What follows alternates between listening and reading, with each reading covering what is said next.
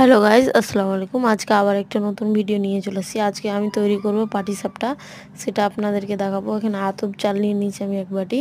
এখানে কাজু আর কিশমিশ নিয়ে নিয়েছি। এখানে ময়দা আটা, চালের আটা নিয়ে নিয়েছি। এবার আমি এখানে 2 প্যাকেট গুঁড়ো দুধ নিয়ে নিয়েছি আর সামান্য লবণ দিয়ে দিলাম। এবার সব উপকরণ দিয়ে আমি মিক্স করে নিব। দেখতে পাচ্ছি আমি মিক্স করে নিয়েছি। আর ব্যাটারটা দেখতে পাচ্ছেন কীরকম, এরকম ব্যাটারটা হবে। আর আমি 5 মিনিট মতো রেস্টে দিয়ে দিয়েছিলাম। আর এখানে সাদা তেল ব্রাশ করে দিলাম।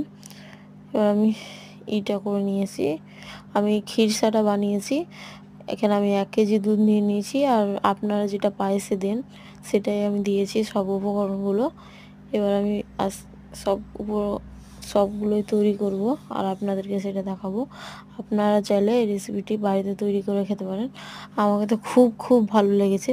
সেটা আপনাদেরকে কেমন লেগেছে সেটা আপনারা কমেন্ট করে বলবেন।